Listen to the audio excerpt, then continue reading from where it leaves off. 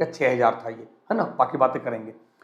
तो पॉलिटी में एक टॉपिक है एज, रेजिग्नेशन और अपॉइंटमेंट, बहुत परेशान करता है कि किसकी एज कितनी है, किसकी नियुक्ति कौन करता है और कौन किसको रेजिग्नेशन देता है, बहुत परेशान करता है।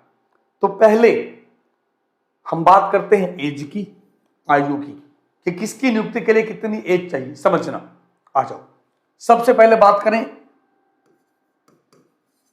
As 35 years. तो 35 वर्ष किसकी किसकी है?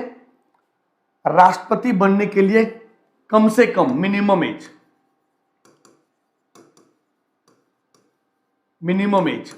क्योंकि भारत में मैक्सिमम तो है नहीं जजों को छोड़कर, तो राष्ट्रपति बनने के लिए कम से कम 35 वर्ष होना चाहिए, केवल एज की बात करेंगे। उपराष्ट्रपति बनने के लिए 35 वर्ष होने चाहिए और राज्यपाल बनने के लिए 35 वर्ष होने चाहिए। राज्यपाल बनने के लिए 35 वर्ष होने चाहिए। यह हो गया एज की कहानी। फिर आते हैं सर प्रधानमंत्री बनने के लिए क्या होगा? तो प्रधानमंत्री और मुख्यमंत्री भी समझते हैं, पहले समझते हैं संसद सदस्य। अब देखो, संसद सदस्य की बात करता है तो संसद में दो भाग, कौन कौन? लोकसभा और राज्यसभा।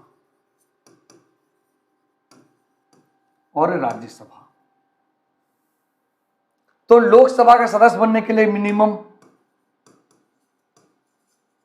25 वर्ष, राज्यसभा के लिए सदस्य बनने के लिए मिनिमम 30 वर्ष।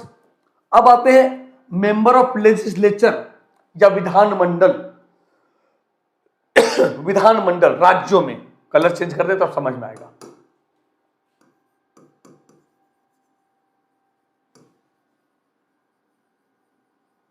विधानमंडल यानी कैसा? स्टेट विधानमंडल। स्टेट विधानमंडल को दो भागों में डिवाइड कर दिया। किसमें किसमें बच्चे? स्टेट विधानमंडल को दो भागों में डिवाइड कर दो। एक विधानसभा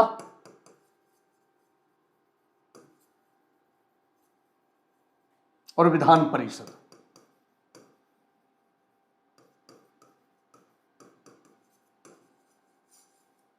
तो जहां लोकसभा के लिए 25 वर्ष, वहीं विधानसभा के लिए भी 25 वर्ष। जहां राज्यसभा के लिए 30 वर्ष, वहीं विधान परिषद के लिए भी 30 वर्ष। क्लियर है? विधान परिषद के लिए भी 30 वर्ष। अब आ जाओ प्रधानमंत्री। अगर प्रधानमंत्री कहता है लोकसभा का सदस्य है तो 25 वर्ष। अगर कहता है प्रधानमंत्री राज्यसभा का सदस्य है तो 30 वर्ष। अगर कहता है मुख्यमंत्री विधानसभा का सदस्य है तो 25 वर्ष। और अगर कहता है कि मुख्यमंत्री विधान परिषद का सदस्य है तो 30 वर्ष। फॉर एग्जाम्पल, अब जब बिहार जाओगे, नीतीश कुमार जी विधान परिषद के सदस्य हैं तो उनकी आयु कितनी होनी चाहिए? 30 वर्ष। तो हमने देखा कि राष्ट्रपति, उपराष्ट्रपति, राज्यपाल के लिए 35 वर्ष चाहिए और प्रधानमंत्री, मुख्यमंत्री के लिए 25 वर्ष लोकसभा, और अगर राज्यसभा विधान परिषद है तो 30 साल। ये कहानी। एक बनता है, आपको याद होगा, राज्य पंचायत और नगर पालिका।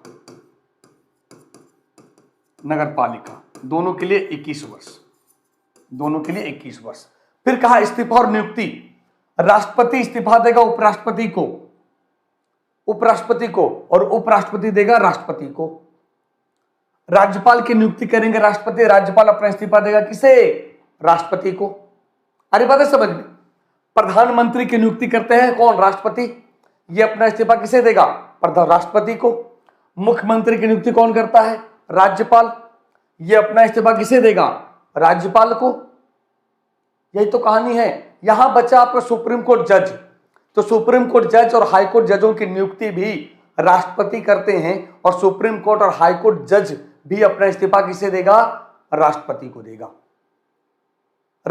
देगा। एक बच गया आपका कि सर कैग और चीफ इलेक्शन कमिश्नर की जो एज कितनी होगी?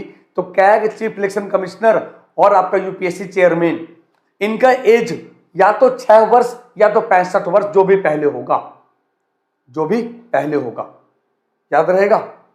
और अटॉर्नी जनरल, एडवोकेट जनरल, इन सब की ना आयु फिक्स होती है ना सैलरी फिक्स होता है। उम्मीद करेंगे चीजें समझ में आएगी, फिर से आहिस्ता आहिस्ता सुनोगे, देखोगे, बहुत क्वेश्चन निकलेगा इससे, है ना। चलिए, तो ये था आज का 7 मिनट ट्रिक्स। मैंने कहा था बच्चे कि रेलवे का जो प्राइस है वो 5% जो आपको छूट मिलता है, 10% वो 5% होने वाला है मार्च से। तो रेलवे का 24 महीने का फी 3600, बाबा ट्रेन लगाते हो 3240, आपके पास क्रेडिट पॉइंट है, उससे भी 5% माइनस कर सकते हो, तो जुड़ सकते हो। एसएससी का देख लो 7800, 2 साल का, 1 साल का 6500, दोनों में कोर्स चल रहे हैं। तो अनअकैडमी में कोई भी सब्सक्रिप्शन लेना हो, आप रेफरल कोड